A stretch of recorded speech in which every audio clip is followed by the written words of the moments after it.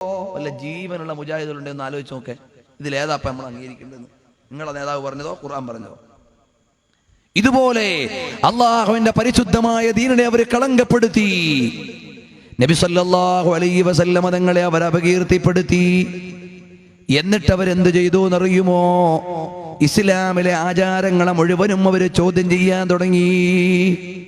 അതിന്റെ ഇടയിലൂടെ നബി സല്ലല്ലാഹു അലൈഹി വസല്ലമ തങ്ങളോടുള്ള ബഹുമാനത്തെ കുറയ്ക്കാൻ നബിദിനത്തെ അവർ അറ്റാക്ക് ചെയ്തു. നബിദിനത്തെ അവർ അറ്റാക്ക് ചെയ്ത് എവിടെയാ? ഒരു കാര്യങ്ങൾ മനസ്സിലാക്കണം.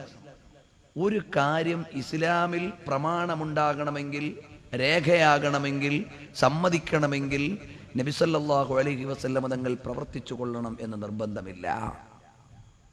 നമ്മൾ ശരിക്കും മനസ്സിലാക്കേണ്ട ഒരു വിഷയമാണ്. നബി തങ്ങൾ ചെയ്തോ എന്ന് ചോദിച്ചു വരുമ്പം ചാടി ബഹളം ഉണ്ടാക്കാൻ നിൽക്കണ്ട. ഒരു കാര്യം നബി തങ്ങൾ ചെയ്താലേ ഇസ്ലാമാകൂന്നില്ല. ഒരു കാര്യം സ്വഹാബികൾ ചെയ്താലേ ഇസ്ലാമാകൂ എന്നില്ല. ഒരു കാര്യം ഹദീസിൽ ഉണ്ടെങ്കിലേ ഇസ്ലാമാകൂ എന്നില്ല.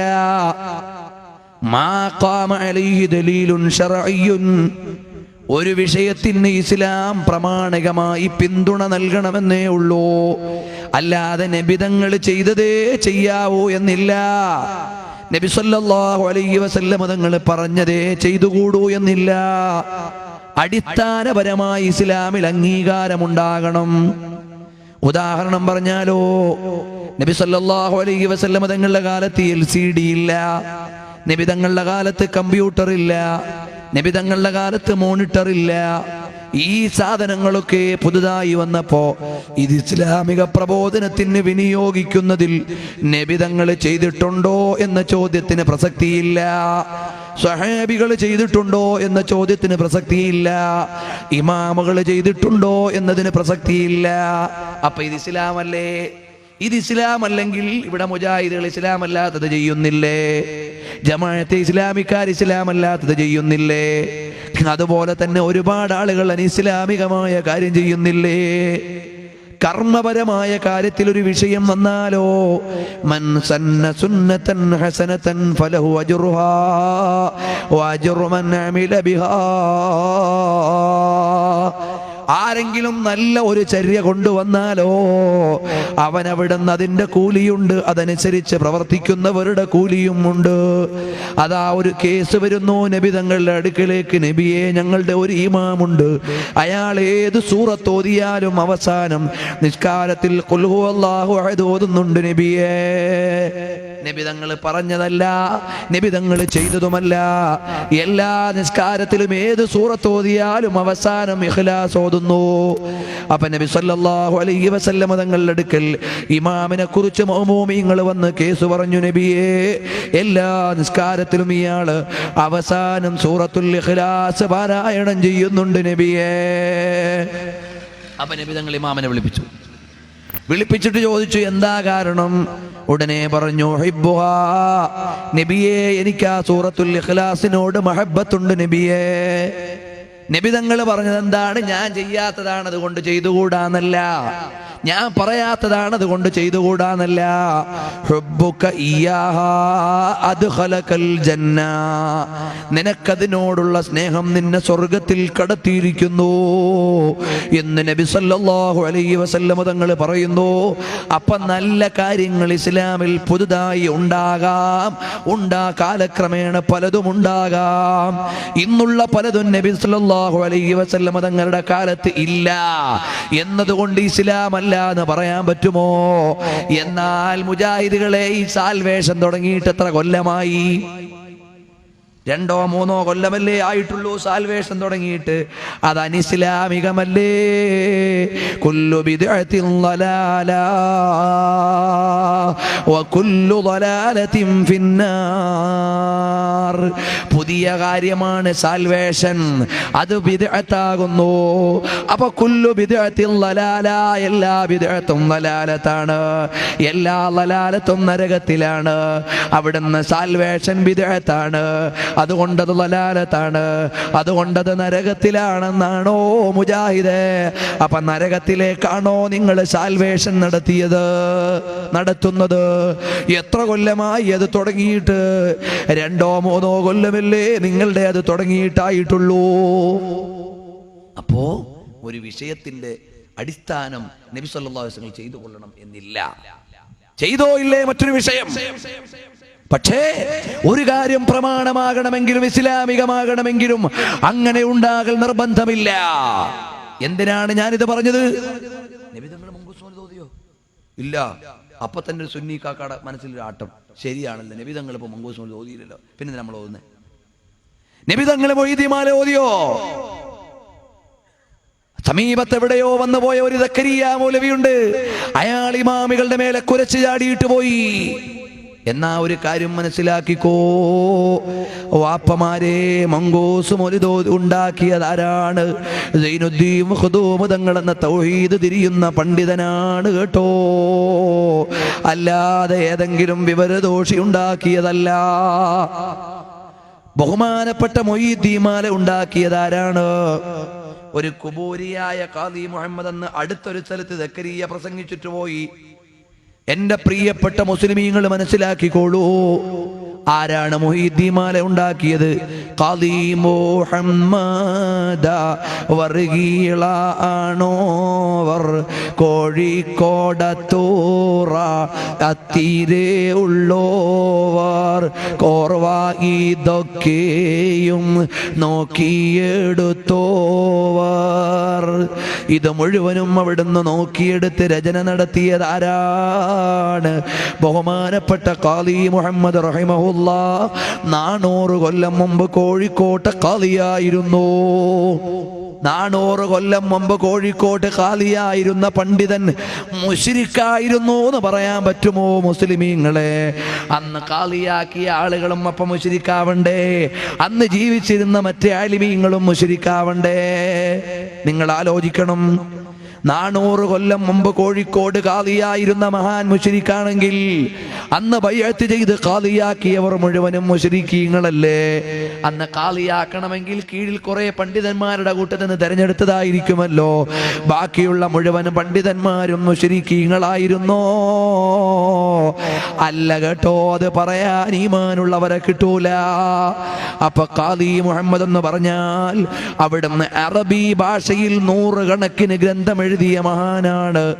മാത്രമല്ല ആ ഖാദി മുഹമ്മദ് റഹിമഹുല്ല കോഴിക്കോട് ഇരുന്നിട്ട് വല്ല തോന്നിവാസവും എഴുതിയാൽ ചോദ്യം ചെയ്യാൻ പറ്റുന്ന ആലിമാകുന്ന സൈനുദ്ദീൻ മഖ്ദൂം തങ്ങൾ പൊന്നാനിയിലുണ്ട് കേട്ടോ. പൊന്നാനിയിലുള്ള സൈനുദ്ദീൻ മഖ്ദൂം തങ്ങൾ വല്ല തെറ്റും ചെയ്താൽ അത് ചോദ്യം ചെയ്യാൻ ഖാത്തിമത്തുൽ മുഹഖ്ഖീൻ ഇബ്നു ഹജർ അൽ ഹൈതമി തങ്ങൾ മക്കയിലുണ്ട്.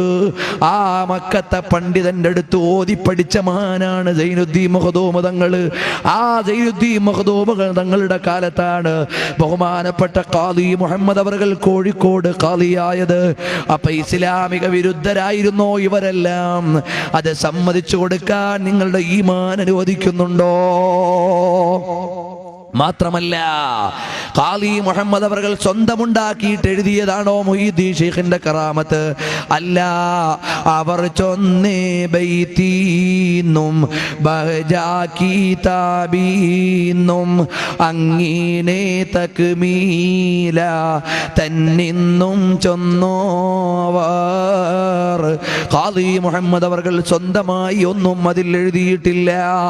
അതിൽ 3 വിഷയങ്ങളിൽ നിന്നുള്ള അവലംബങ്ങളാണ്. ഒന്ന്, അവർ ചൊന്ന ബൈത്ത് എന്ന് കിട്ടിയതാണ്, അഥവാ മൊയ്തീൻ ശൈഖ് തങ്ങളുടെ ബൈത്തിൽ നിന്ന് കിട്ടിയതാണ്. മൊയ്തീൻ ശൈഖ് തങ്ങൾ മഹാനാണെന്ന് നിങ്ങളുടെ നേതാവ് ഇബ്നു തൈമിയ്യ എഴുതിയിട്ടുണ്ട്. കെ.എം. മൗലവി അൽ വിലായ വൽ കറാമ എന്ന അറബി മലയാള പ്രസിദ്ധീകരണത്തിൽ എഴുതിയിട്ടുണ്ട്. എന്താണ് മൊയ്തീൻ ശൈഖിന്റെ കറാമത്തുകൾ? മുസ്ലിം ലോകത്തിന്റെ ഏകോപനം കൊണ്ട് സ്ഥിരപ്പെട്ടതാണ്, അഥവാ തവാത്തുർ കൊണ്ട് സ്ഥിരപ്പെട്ടതാണെന്ന് അൽ വിലായ വൽ കറാമയിൽ എഴുതിയിട്ടുണ്ട്.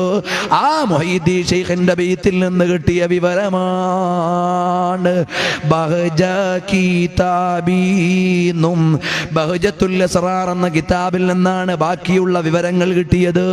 അല്ലാതെ എനിക്ക് തോന്നിയത് എഴുതിയതല്ല. ബഹജത്തുൽ അസ്റാർ ആരുടെ കിതാബാണ്? ഇമാം അലി അശ്ശത്നൂഫിയുടെ കിതാബാണ്. ഇമാം അലി അശ്ശത്നൂഫി ആരാണ്? ഇബ്നു ഹജർ അൽ അസ്ഖലാനി തങ്ങൾ, അഥവാ ഒരു ഹദീസിന്റെ നിവേദനപര പരമ്പരയിലെ ഒരാൾ യോഗ്യനാണോ അയോഗ്യനാണോ എന്ന് പറയാൻ യോഗ്യതയുള്ള പണ്ഡിതനാണ് ഹാഫിദ് ഇബ്നു ഹജർ അൽ അസ്ഖലാനി റഹിമഹുല്ലാഹ്. അവിടുന്ന് മഹാനവറുകൾ എഴുതി വെക്കുന്നു, അവിടുന്ന് സ്വീകാര്യ യോഗ്യനായ പണ്ഡിതനാണ് അലിയു ശത്നൂഫി. ഇനി സംശയമുണ്ടെങ്കിൽ അബ്ദുൽ ഹയ്യുൽ ലഖ്നവി എഴുതിയ അൽ ആസാറുൽ മൗദൂഅ എന്ന് പറയുന്ന കിതാബിൽ അലിയു ശത്നൂഫിയുടെ കിതാബാകുന്ന ബഹുജത്തുൽ അസ്റാർ ഉംദത്തും ഫീ താരീഖ് ശൈഖ് അബ്ദുൽ ഖാദിർ ജീലാനി എന്നവിടുന്ന് എഴുതിയിട്ടുണ്ട് കേട്ടോ. അപ്പോൾ മുഹീദ്ദീൻ ഷെയ്ഖിന്റെ ബൈത്തിൽ നിന്ന് കിട്ടിയ വിവരം ലോകപ്രസിദ്ധ പണ്ഡിതനും സ്വീകാര്യയോഗ്യനുമായ അലിയു ശത്നൂഫിയുടെ കിതാബ് ബഹുജത്തുൽ അസ്റാറിൽ നിന്ന് കിട്ടിയ വിവരം മാത്രമല്ല, ഇനി ബാക്കിയുള്ളതോ അങ്ങീനെ തക്മീല തന്നിന്നും ചൊന്നോവർ. തക്മില എന്ന മുഹീദ്ദീൻ ഷെയ്ഖിന്റെ ഉപദേശത്തിൽ നിന്നും 3 അവലംബങ്ങളിൽ 2 മുഹീദ്ദീൻ ഷെയ്ഖിൻ്റെതാണ്. മുഹീദ്ദീൻ ഷെയ്ഖ് നിങ്ങളുടെ അടുക്കൽ സ്വീകാര്യയോഗ്യനായ നവോത്ഥാന നായകനാണ്, അത് നിങ്ങൾ സമ്മതിച്ചിട്ടുണ്ട്. നിങ്ങളുടെ നേതാവ് ഇബ്നു തൈമിയ്യ, നിങ്ങളുടെ നേതാവ് കെ.എം. മൗലവി. മാത്രമല്ല, ഔലിയാക്കൾക്ക് ഇങ്ങനെയൊക്കെ കറാമത്തുണ്ടാകാമെന്ന് അൽ ഫുർഖാൻ ബൈന ഔലിയാഇർ റഹ്മാൻ വ ഔലിയാഇ ശൈത്താൻ എന്ന കിതാബിലും നിങ്ങളുടെ ഇബ്നു തൈമിയ്യ സമ്മതിച്ചിട്ടുണ്ട്. അങ്ങനെയൊക്കെ ഉണ്ടായിരിക്കെ ലോകപ്രസിദ്ധനായ പണ്ഡിതന്മാരിൽ നിന്ന് എഴുതി വെച്ച അവലംബങ്ങളാണ് കോഴിക്കോട് ഖാദി എഴുതിയത്. അല്ലാതെ ഖാദി മുഹമ്മദിന്റെ വക ഒന്നും അതിലില്ല. അതുകൊണ്ടാണ് പറഞ്ഞത് കോർവായി ഇതൊക്കെയും നോക്കിയെടുത്തോവർ. ഇത് നോക്കിയെടുത്ത് മാലയാക്കിയിട്ടേ ഉള്ളൂ, അല്ലാതെ സ്വന്തമായി എഴുതിയിട്ടില്ല.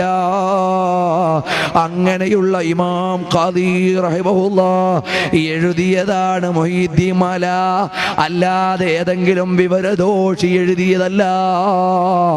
മങ്കൂസ് മൗലിദ് എഴുതിയത് സൈനുദ്ദീൻ മഖ്ദൂം തങ്ങളാണ്. ലാ ഇലാഹ ഇല്ലല്ലാഹ് തിരിയാത്ത ആളല്ല, മുഹമ്മദുർ റസൂലുള്ളാഹ് മനസ്സിലാകാത്ത ആളല്ല. അതുകൊണ്ട് പഠിച്ചു വെച്ചോ സാധാരണക്കാരെ. ഒരു കാര്യം ഇസ്ലാമിൽ തെളിവാകണമെങ്കിൽ നബിതങ്ങൾ ചെയ്തു കൊള്ളണമെന്നില്ല. മൈക്കിലൂടെ നബിതങ്ങൾ പ്രസംഗിച്ചിട്ടില്ല, കോളേജ് നബിതങ്ങൾ നടത്തിയിട്ടില്ല. ഇവിടെ പത്രം നടത്തുന്നുണ്ടല്ലോ മുജാഹിദുകൾ. നിങ്ങൾ അള്ളാഹിന്റെ അടുത്ത് നിന്ന് കൂലി കിട്ടാൻ നടത്തുന്ന ദഅ്വാ പ്രവർത്തനമാണെന്ന് നിങ്ങൾക്ക് വിശ്വാസമില്ലേ?